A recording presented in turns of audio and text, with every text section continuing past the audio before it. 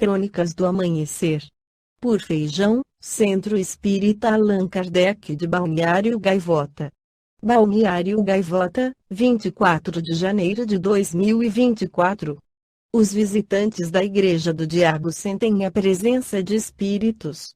A ciência já sabe por quê. Parte 3. A Caverna Pironquirco, conhecida como a Igreja do Diabo, localizada na Cordilheira de Koli no leste da Finlândia, é um lugar mítico e com um longo historial de relatos de acontecimentos sobrenaturais. Um estudo recente, publicado na revista Open Archaeology, oferece uma explicação fascinante para o misticismo que envolve esta caverna, relacionando-o com um fenômeno acústico único.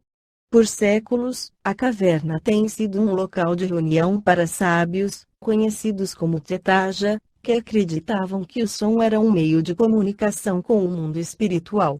Estes indivíduos, semelhantes aos xamãs, entravam em estados estáticos durante as suas práticas, envolvendo cantos, incantações, e até uso de armas de fogo para realizar os seus rituais, explica o Ifuciense. Intrigados por estas práticas antigas, os investigadores Rita Rainil, da Universidade de Helsínquia, e Elina Itonen, N.G., da Universidade do Leste da Finlândia, investigaram as propriedades acústicas da Pironquirco. Os cientistas queriam entender se as características acústicas da caverna poderiam explicar as crenças associadas ao local e por que era escolhida para estes encontros sobrenaturais. Os resultados da pesquisa revelaram que a caverna possui um fenômeno de ressonância distinto, que amplifica e prolonga o som em frequências específicas. Esse fenômeno pode ter influenciado as crenças e experiências associadas à caverna ao longo dos séculos. Além disso, a equipe descobriu que um sábio da região, conhecido como Kinolainen ou Tossavainen, usava a caverna para as suas práticas espirituais.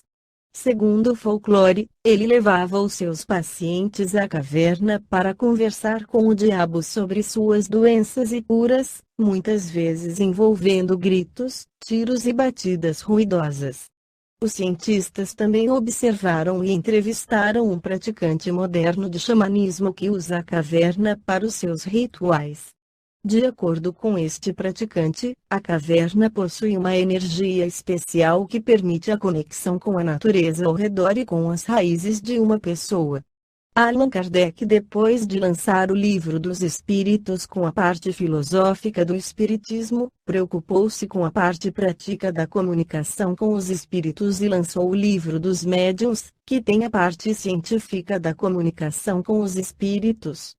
Diz Allan Kardec na introdução: todos os dias a experiência nos traz a confirmação de que as dificuldades e os desenganos, com que muitos topam na prática do espiritismo, se originam da ignorância dos princípios desta ciência, e feliz nos sentimos de haver podido comprovar que o nosso trabalho, feito com o objetivo de precaver os adeptos contra os escolhos de um noviciado, produziu frutos e que a leitura desta obra devem muitos o terem logrado evitá-los. Natural é, entre os que se ocupam com o espiritismo, o desejo de poder impor-se em comunicação com os espíritos. Esta obra se destina-lhes a allanar o caminho, levando-os a tirar proveito dos nossos longos e laboriosos estudos, porquanto muito falsa ideia formaria aquele que pensasse bastar, para se considerar perito nesta matéria, saber colocar os dedos sobre uma mesa, a fim de fazê-la mover-se, ou segurar um lápis, a fim de escrever. Enganar-se-ia igualmente quem supusesse encontrar nesta obra uma receita universal e infalível para formar médiuns. Se bem cada um traga em si o germe das qualidades necessárias para se tornar médium, tais qualidades existem em graus muito diferentes e o seu desenvolvimento depende de causas que a ninguém é dado conseguir se verifiquem à vontade.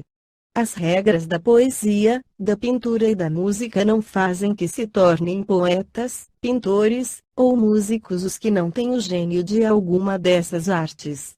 Apenas guiam os que as cultivam, no emprego de suas faculdades naturais. O mesmo sucede com o nosso trabalho. Seu objetivo consiste em indicar os meios de desenvolvimento da faculdade mediúnica, tanto quanto permitam as disposições de cada um, e, sobretudo, dirigir-lhe o emprego de modo útil, quando ela exista. Esse, porém, não constitui o fim único a que nos propusemos.